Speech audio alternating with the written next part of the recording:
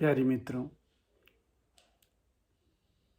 अष्टावक्र जी जनक को बार बार समझा रहे हैं, समझाने का प्रयास कर रहे हैं कि जनक, तू मुक्त तो हो गया है, लेकिन तू देख कि क्या तेरी मुक्ति सच में मुक्ति है।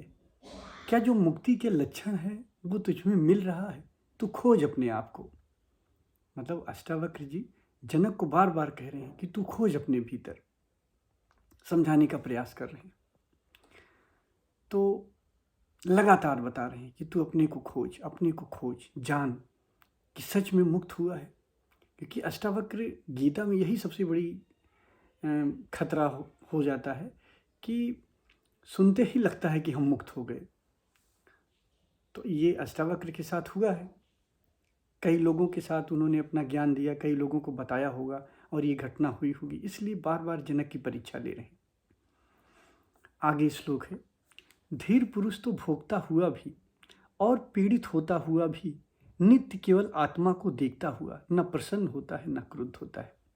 हे जनक, जो धीर पुरुष होता है, जो सच में ज्ञानी है, जो मुक्त है, वो भोगता हुआ भी और पीड़ित होता हुआ भी, मतलब आप देखोगे बाहर से कि उसे लगेगा कि वो बहुत दुखी है, दुख मिल रहा है, पीड़ा उसको मिल रही है, सब कुछ उसको परेशानी मिल रही। जैसे आप जीते हो वैसे वो भी, उसको भी ऐसा लगता है कि उसको भी सारी चीज़ें उसको वैसे ही मिलती हैं। भाई शरीर में पीड़ा हो रही है, मन परेशान है, बहुत सारी चीज़ें होती रहती हैं उसके साथ, लेकिन ये सब होता हुआ भी वो अंदर से बहुत दूर है, वो शुद्ध चैतन्य है।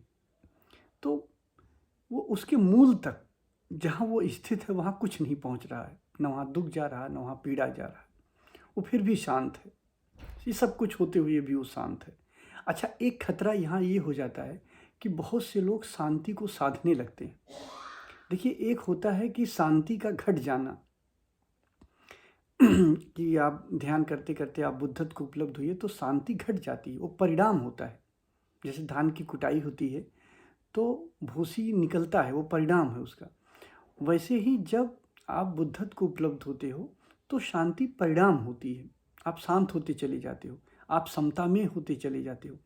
लेकिन बहुत से लोग क्या करते हैं, जिसको साधने लगते हैं।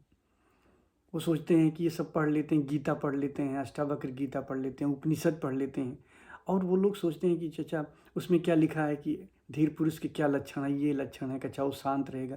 तो वो साधने लगते हैं, शांति साधने लगते हैं, आनंद साधने लगते हैं, कि जबकि होता नहीं अंदर में। तो ऐसे तो बड़ा नरक हो जाता है। अगर घटे तब तो ठीक है, जैसे बुद्ध हो गए, बुद्धत्व को उपलब्ध हुए आप, शांति घट गई, वो तो ठीक है। लेकिन शांति को अगर साध रहे हो तो वो तो नरक से भी ज़्यादा नरक है, वो बंधन से भी बड़ा बंधन है। तो यहाँ ध्यान रखना, यहाँ ये भी एक खतरा हो जाता है कि हम शांति साधने लग जाते हैं। शांति नहीं साधना है। काम क्रोध मोह लोभ ये आपको परेशान कर रहा है, आप इसको साध रहे हो, दिखा रहे हो कि नहीं मैं शांत हूँ, मैं परेशान नहीं हूँ, मैं समता में हूँ। तो ये जो साधने का प्रक्रिया हो जाता है ये बड़ा खतरनाक हो जाता है, इसमें दमन होता है। अंदर से तो सारी पीड़ाएं, सारी गंदगी बैठी हुई है, अंदर से तो क्रोधित हो, बाहर से आप शांत बनने का प्रयास कर रहे हो कि क्योंकि मैं धीर पुरुष हूँ तो मैं शांत हो जाऊँ। तो ऐसा कतई नहीं करना, जो घटे उसी को घटने देना है, ये खतरा हो जाता है। शांति को साधना नहीं है, शांति को घटने देना है। अगर शांति घटती है तो वो मुक्ति है, आनंद है। लेकिन अगर शांति को साधना पड़े तो वो बंधन है, वो बहुत बड़ा पाप हो। ध्यान रखना है इस बात को। फिर आगे का श्लोक है, जो अपने चेष्टारत शरीर को दूसरे के शरीर की भांत दिखता है वह महाशय पुरुष स्तुति और निंदा में भी कैसे क्षोभ को प्राप्त हो सकता है। जिसने जान लिया कि सब एक है, मेरी शरीर दूसरे की शरीर, मेरा मन दूसरे का मन, मेरा चैतन्य, जिसने जान लिया कि सागर एक है, ये सब सागर की लहरें हैं, शरीर मन ये सब उसकी लहरें हैं, लहरें आती जाती रहती हैं, लेकिन वो एक है। जो ये जान लिया कि सागर एक है, तो स्तुति और निंदा में कैसे क्षोभ को प्राप्त होगा, उसके भीतर क्षोभ कैसे पैदा होगा, उसके चेतन में लहर फिर कैसे आएगी, जो जान लिया। अच्छा, एक बात बताओ, अगर पूरे ब्रह्मांड में आप अकेले रह जाओ, कल्पना करो कोई भी ना हो, सिर्फ आप अकेले हो और कोई नहीं है, फिर आपको क्या चाहिए बताओ? फिर क्या आप कुछ करोगे, कुछ हासिल करना चाहोगे या कुछ करना चाहोगे? जो कुछ भी आप करते हो ये समाज में दिखाने के लिए होता है कि मैं ये कर लूँ, मैं वो कर लूँ, मैं इतने बड़े पद पे चला जाऊँ और चला जाऊँ और चला जाऊँ। तो ये सब क्यों होता है? द्वैत के भ्रम के कारण। अगर सिर्फ आप रह जाओ पूरे ब्रह्मांड में और कोई न रहे, कल्पना करो, तो आप क्या बनना चाहोगे, क्या करोगे? फिर कुछ नहीं करोगे आप। खाने के लिए आपके पास है, सारी चीज़ें हैं, फिर किसके लिए करोगे? किसको दिखाना है, किसको करना है? तो खाने के लिए है, सारी चीज़ें हैं आपको, अब दिखाना तो किसी को है नहीं कि अब किसके लिए करना चाहोगे? तो जो हम दिखावा करते हैं वो द्वैत के भ्रम से करते हैं। हम दिखाते हैं कि हम अच्छे हैं, हम और सम्मानजनक हैं, लोग हमारा सम्मान करें, लोग हमको इज्जत दें। तो ये सब हम दिखाते हैं, ये दिखावा करते हैं, क्योंकि दूसरा है, द्वैत का भ्रम है। वही ये कह रहे हैं, वही अष्टावक्र जी कह रहे हैं जनक को कि जो अपने चेष्टा शरीर को दूसरे शरीर की भांत देखता है, जो ये जानता है कि जो मेरा शरीर है वैसे दूसरे का भी शरीर है, वह महाशय पुरुष स्तुति और निंदा में कैसे क्षोभ को प्राप्त हो सकता है? तो अगर उसकी स्तुति की जाए, उसका सम्मान दिया जाए तो उसको खुशी होगी, उसका अपमान किया जाए तो उसको दुख होगा, कैसे होगा? जब द्वैत है ही नहीं है, जब वो व्यक्ति ये जान लिया तो सिर्फ चैतन्य है, सिर्फ कॉन्शियसनेस से दूसरा कुछ है ही नहीं है, ऐसा अनुभव हो गया, तो अब उसको न तो दुख होगा न तो सुख होगा, वो सदा आनंद में रहेगा, अपने चैतन्य में रहेगा। फिर आगे है, जो इस विश्व को माया मात्र देखता है, ध्यान रखना, और जो आश्चर्य को पार कर गया है, वह धीर पुरुष मृत्यु के आने पर भी क्यों भयभीत होता है? कह रहे हैं, हे जनक, ऐसे भी मैंने मुनि को देखा है, ऐसे भी ऋषि को देखा है जो कहते हैं कि यह विश्व माया मात्र है, कहते हैं कि यह विश्व माया मात्र है, कुछ है नहीं, सपना है, और आश्चर्य को पार कर गए हैं। अब उनके लिए कोई आश्चर्य नहीं, आश्चर्य तो तब होता है जब हमसे अलग कुछ होता है, जब हम ही हैं संसार में। जनक भी बार बार आश्चर्य को करें, लेकिन अष्टावक्र एक कदम और आगे निकल गए, कहे जो आश्चर्य को भी पार कर गया। आश्चर्य को पार करने का मतलब कि जब पूरे ब्रह्मांड में अपने आप को देख लेना, मतलब आप ही हो, आपके अलावा कोई नहीं है, चैतन्य है, चैतन्य के अलावा कोई नहीं है। तो जिसने ये देख लिया है कि उसके सिवाय कुछ है ही नहीं है, ब्रह्मांड में वही है, तो फिर उसके लिए आश्चर्य भी नहीं रहा। अब कैसा आश्चर्य? आश्चर्य तो तब होता है ना जब कुछ और होता अपने से हट के। तो कह रहे हैं जो आश्चर्य को भी पार कर गया है, वह धीर पुरुष मृत्यु के आने पर क्यों भयभीत होता है? लेकिन मैंने देखा है जनक कि ऐसे व्यक्ति भी जब मौत आने लगती है तो घबराने लगते हैं, मतलब ऐसी स्थिति में पहुँचे नहीं हैं, लेकिन पहुँचने का भ्रम हो गया है। तो हे जनक, तू देख, कहीं तुझे भ्रम तो नहीं हो गया है कि तू आश्चर्य को पार कर गया, ये सब कुछ कर लिया है, तू अमृत को प्राप्त हो गया है, तूने देख लिया है कि तू चैतन्य है। क्या मौत आएगी तो तू डरेगा? सोच अपने भीतर, देख अपने भीतर, कहीं कोई रेखा है डर की? क्योंकि अगर तू सत्य को जान लिया है तो तेरे लिए मृत्यु खत्म हो जानी चाहिए, क्योंकि जहाँ सुपर कॉन्शियसनेस है, जहाँ सिर्फ चैतन्य है, वहाँ मौत कैसी है? मौत तो नहीं है। मौत तभी होती है जब आप बेहोश होते हो, जहाँ बेहोशी ही नहीं है। अगर तू बेहोशी को पार कर गया है जनक, तू जाग गया है, तो देख कहीं ऐसा तो नहीं कि जब मौत आएगी तो तू डर जाएगा।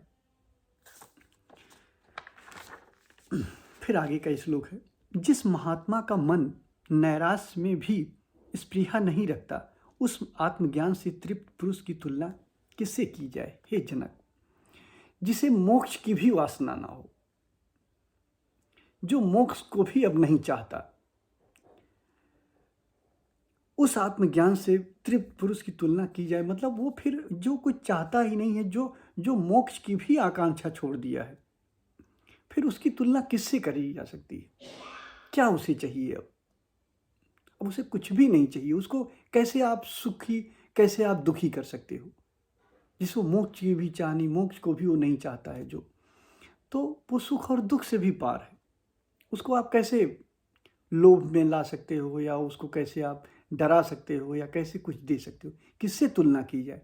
तो देख जनक, ये सब तेरे भीतर हुआ है या तुझे भ्रम है मुक्ति का? तू अभी भी भ्रम में पड़ा हुआ है।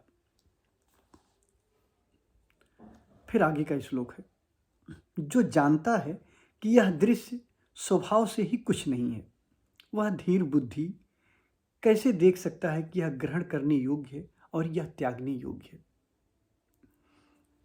हे जनक, बहुत महावाक्य है, ध्यान से समझो। जो ये जानता है कि यह दृश्य स्वभाव से कुछ भी नहीं, ये जो जो कुछ भी दिख रहा है ये कुछ भी नहीं है, ये स्वप्न मात्र है। क्योंकि जिसने चैतन्य को जान लिया, जिसने सुपर कॉन्शियस को जान लिया, जिसने अपने स्वभाव को जान लिया, उसके लिए विचार, दृश्य, ये सब जो दिखाई पड़ रहे हैं ये सब माया मात्र है। जैसे तू रात में स्वप्न देखता है, तो स्वप्न में तू क्या चाहेगा? मान लीजिए आप रात में स्वप्न देख रहे हो, तो आप स्वप्न में क्या त्यागना चाहोगे, क्या पकड़ना चाहोगे, क्या आप ये क्या कहोगे? मान लीजिए रात में सपने देख रहे हो, सपने में आपको बहुत अच्छी चीज़ मिल रही है, कोई बहुत ख़राब चीज़ मिल रही है, आप जान रहे हो कि ये स्वप्न है, तो उसमें क्या त्यागोगे, क्या ग्रहण करोगे आप, जब जानते हो कि ये झूठा है? ऐसे ही जब ये संसार माया आपको समझ में आ गया, ये जो कुछ भी दृश्य दिख रहा है ये माया है, कुछ भी नहीं है, सिर्फ चैतन्य सत्य है। जब आपको इसका अनुभव हो गया कि पूरे ब्रह्मांड में, पूरे अस्तित्व में सिर्फ चैतन्य मात्र है, कॉन्शियसनेस है, एक है, अद्वैत है, तो अब आप क्या त्यागोगे, क्या पकड़ोगे?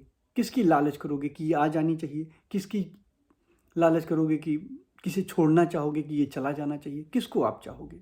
अब क्या चाहने योग्य है और क्या नहीं चाहने योग्य? जब एक ही है, जब आप ही हो, जब सिर्फ सागर ही है, तो आप सागर कैसे करेगी कि ये लहर आए, ये लहर ना आए? जब सागर ये जान ही गया कि ये लहर भी मैं हूँ और सागर भी मैं हूँ, तो किसे पकड़ूँ, किसे छोड़ूँ?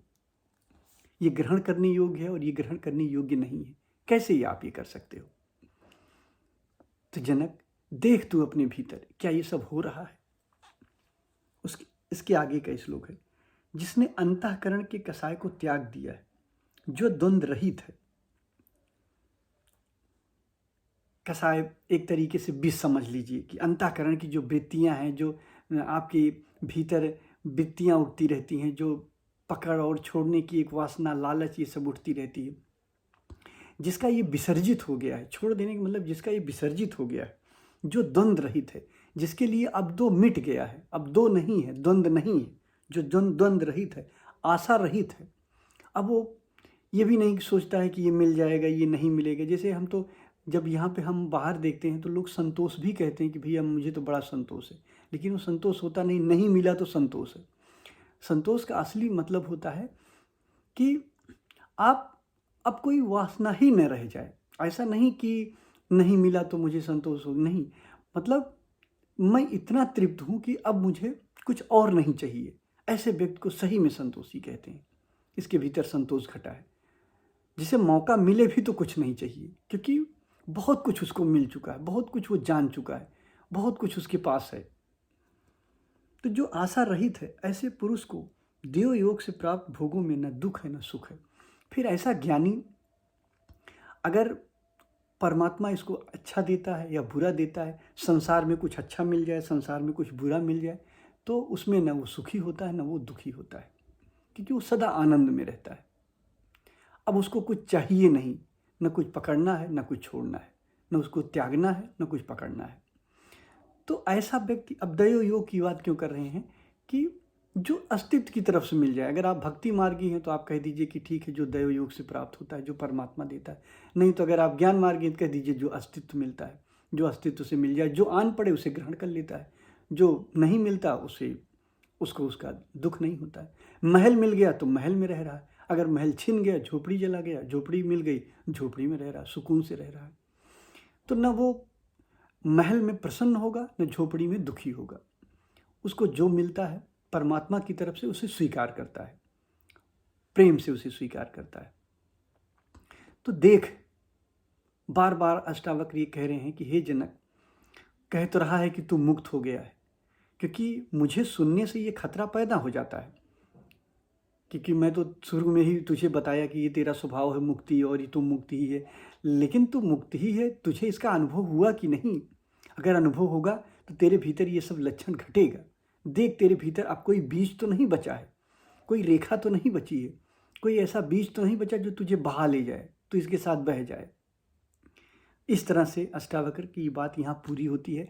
अब जनक अपनी बात रखेंगे आगे। जनक की बात सुन के नाच उठेंगे, अष्टावक्र भी खुश हो जाएंगे और उनको भी लगेगा और आप भी खुश हो जाएंगे। तो आज इतना ही, धन्यवाद।